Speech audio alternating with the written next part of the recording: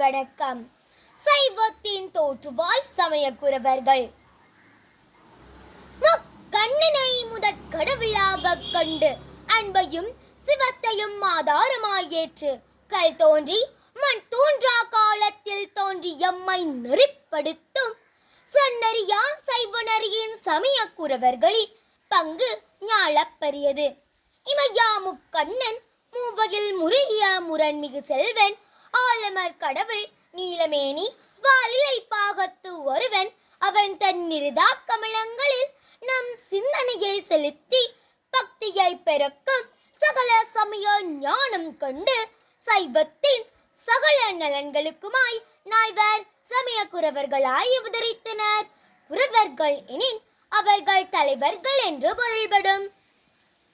ஆளுடைய பிள்ளை, ஆளுடைய அரசு, ஆளுடைய நம்பி, ஏன் ஆளுடை எனும் அடிகள் முறையே சம்பந்தர், அப்பர், சுந்தரர் மற்றும் மாணிக்க வாசக சுவாமிகள். ஆளுடை எனும் சிவனின் நாமம் பெற்றதில் இருந்து சைவத்தை வளர்க்க, செழிப்போட்ட, காக்க சிவனால் அனுப்பப்பட்டவர்களே சமயக்குரவர்கள் என வெளிப்படையாக தெரிகின்றது. அவன் ஒருவன் சைவத்தை கற்க முன்படுகின்றானோ அவன் தேடி கற்க வேண்டிய முதல் ஆதாரம் சமயக்குரவர்களால் அருளப்பட்ட திருமுறையாம் எனலாம். இவர்கள் வாழ்ந்த பல்லவர் காலத்தில் 325 கோயில்கள் பாடல்கள் பெற்றன எனின் இவர்கள் காலத்தில் புதியனவாய் பல கோயில்கள் ஏற்பட்டன. இங்கே இசையும் நடனமும் இறை வழிபாட்டிற்கு சிறந்தனவாய் விளங்கின. சமயக்குரவர்களின் யாத்திரை காலங்களில் ஒவ்வொரு ஊரிலும் உள்ள மக்கள் சைவ உணர்ச்சி பெற்றனர். இசைக்கருவிகள் ஏற்றம் பெற்றன. சைவ சமயத்திற்கு இடையூறு அளித்த சமண பௌத்த சமயத்தவர்கள் அப்பர் சம்பந்தரால் அடக்கப்பட்டு செல்வாக்கிழந்தனர். மேலும் சமயக்குரவர்கள் சாதியை ஒருத்தனர், பக்திக்கு மட்டுமே மதிப்பளித்தனர் என்பதை அப்பர் சாஸ்திரங்கள் பல பேசும் சலக்கர்கள் கோத்திரமும் குலமும் கொண்டு என் செய்வீர் என்று சிறப்பாக மக்களை ஊக்குவித்துள்ளார். மேலும் மாணிக்க வாசக சுவாமிகள் யாவருக்குமா முன்னும் போது ஒரு கைப்பிடி, யாவருக்குமா பசுவுக்கு ஒரு பச்சிலை என சிறப்பாக உமக்கு கூறியுள்ளார்.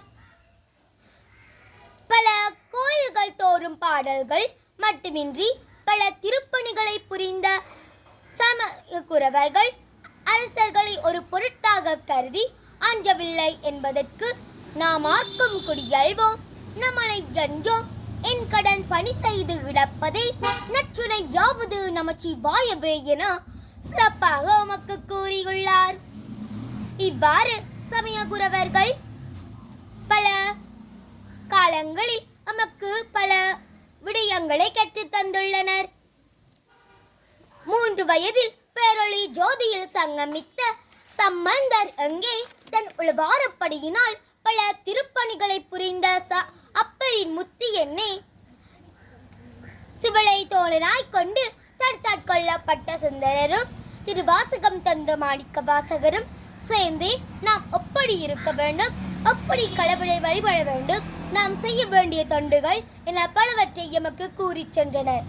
நின்றனவும் சரிப்பனவும் சைவ அனைத்தும் உயிர்களிடத்தில் மாசு நீக்கி பக்குவப்படுத்தி சிவமாம் தன்மை அடைய செய்வதுதான் இறுதி நோக்கு என கூறி எமக்கு வழிகாட்டி சென்றனர்.